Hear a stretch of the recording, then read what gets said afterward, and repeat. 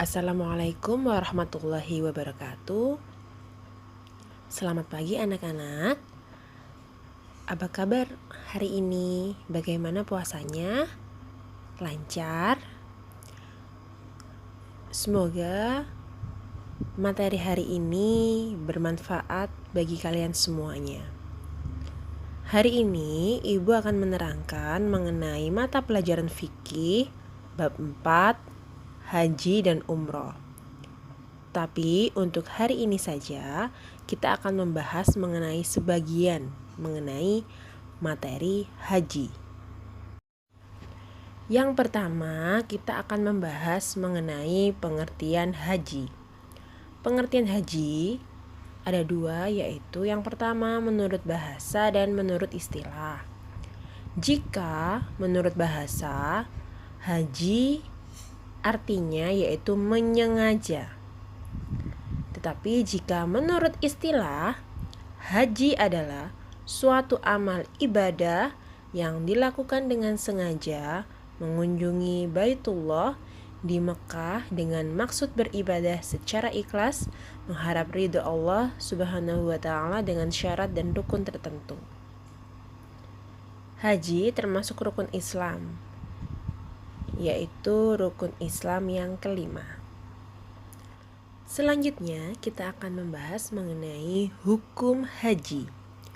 Hukumnya wajib ain bagi mukmin yang telah memenuhi syarat yang telah ditentukan. Allah berfirman pada surat Al-Imran ayat 97 bahwa ibadah haji wajib dikerjakan dengan segera bagi orang yang sudah memenuhi syaratnya. Apabila seseorang sudah memenuhi syarat dan ketentuan, tetapi tidak segera menunaikan ibadah haji, maka dia berdosa karena sudah melalaikannya.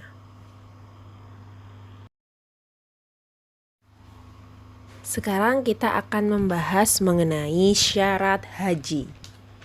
Syarat haji itu terbagi menjadi dua, yaitu syarat wajib haji dan syarat sah haji.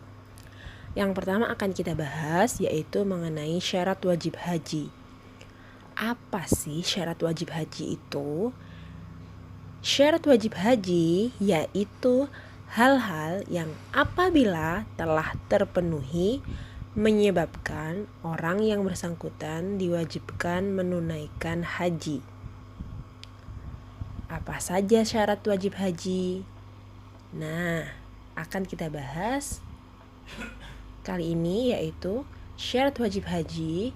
Yang pertama itu Islam, beragama Islam.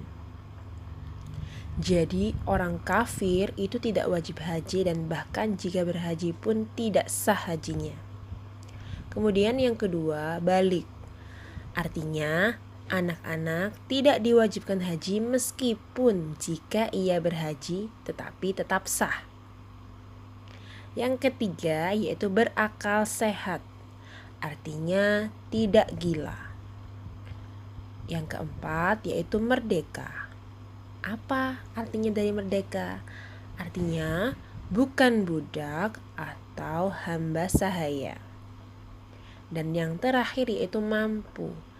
Di sini maksudnya yaitu mampu dalam hal memiliki ongkos naik haji.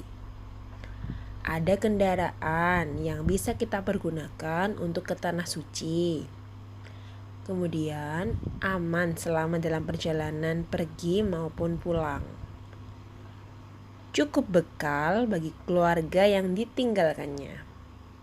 Sehat jasmani dan rohani, memiliki pengetahuan tentang haji seperti syarat, rukun, kaifiat, dan sunat-sunatnya. Dan yang terakhir, ada mahram bagi wanita. Selanjutnya kita akan membahas mengenai syarat sah haji. Syarat sah haji adalah hal-hal yang harus dipenuhi oleh orang yang menunaikan ibadah haji. Jika syarat sah ini tidak terpenuhi, maka hajinya tidak sah. Adapun syarat sah ibadah haji adalah sebagai berikut. Yang pertama, memenuhi syarat dan rukunnya. Yang kedua, sesuai syarat-syarat atau batas waktunya. Yang ketiga, tertib atau urut pelaksanaannya. Dan yang terakhir, sesuai syarat-syarat tempatnya. Rukun haji. Rukun haji adalah hal-hal yang harus dilaksanakan selama menunaikan ibadah haji. Apabila salah satu rukun tidak dikerjakan, maka ibadah hajinya tidak sah dan wajib mengulang lagi ibadah hajinya pada tahun yang akan datang. Rukun haji ada 6, yaitu yang pertama ihram. Apa sih yang dimaksud ihram itu? Ihram adalah niat mengerjakan haji dengan memakai pakaian ihram dan meninggalkan semua yang dilarang atau diharamkan dalam haji. Yang kedua, wukuf di Padang Arafah.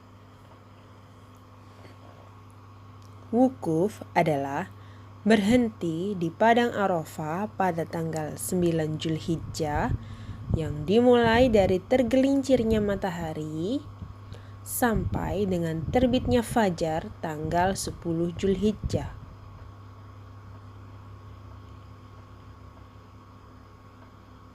Yang ketiga, tawaf.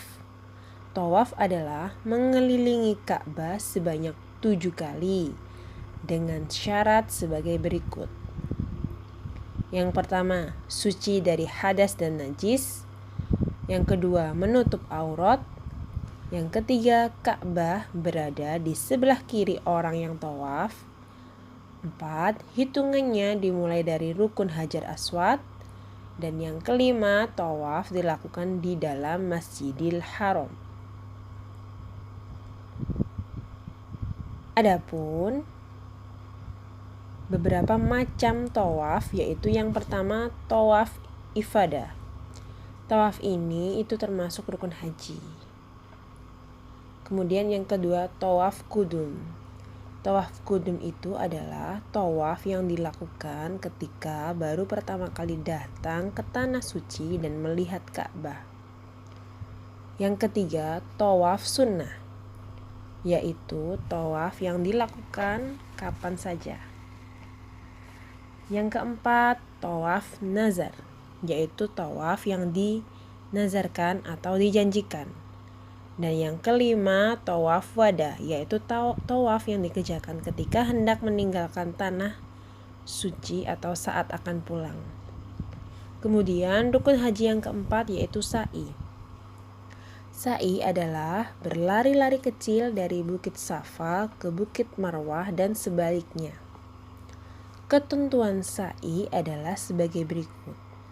Yang pertama, dimulai dari Bukit Safa dan diakhiri di Bukit Marwah.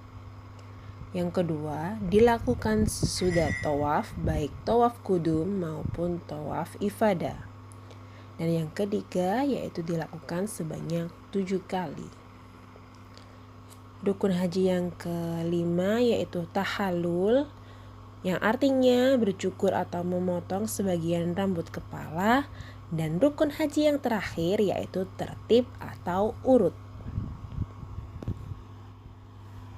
Selanjutnya kita akan membahas mengenai wajib haji. Wajib haji adalah hal-hal yang harus dilaksanakan selama menunaikan ibadah haji. Jika ada yang tertinggal, hajinya tetap sah, tetapi harus membayar dam atau denda berupa menyembelih hewan. Apa saja yang termasuk wajib haji? Yaitu yang pertama, ihram dari miqat, baik miqat zamani maupun miqat makani. Miqat zamani adalah batas waktu ihram, yaitu pada tanggal 1 Syawal sampai tanggal 10 Zulhijjah. Sedangkan miqat makani adalah batas tempat mulai ihram. Miqat makani yang ditentukan oleh Rasulullah SAW yaitu Mekah, Zulhulaifah atau Bir Ali, Zuhfa, Yalamlam, Qurnul Manazil, Zartul Irkin, dan yang terakhir negeri masing-masing. Kemudian yang kedua yaitu bermalam di Musdalifah setelah kembali dari Arafah pada malam hari tanggal 10 Zulhijjah.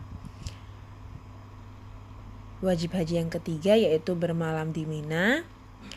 Yang keempat melempar jumroh yaitu jumroh ula, wusta, dan aqobah dengan menggunakan batu kerikil sebanyak 7 butir. Yang kelima, meninggalkan segala yang diharamkan karena ihram. Yang keenam, tawaf wada yaitu tawaf perpisahan. Dan yang terakhir, menjauhkan diri dari semua larangan haji. Alhamdulillah, materi hari ini sudah Ibu sampaikan. Untuk tugas kali ini yaitu Ananda menuliskan kembali materi yang sudah Bunia terangkan, ditulis sesuai apa yang Ibu katakan.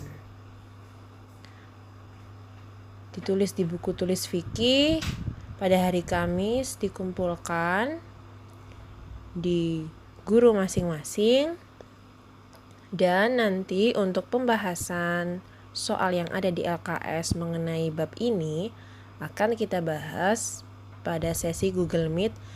Untuk waktunya nanti akan kami infokan kembali. Sekian untuk hari ini.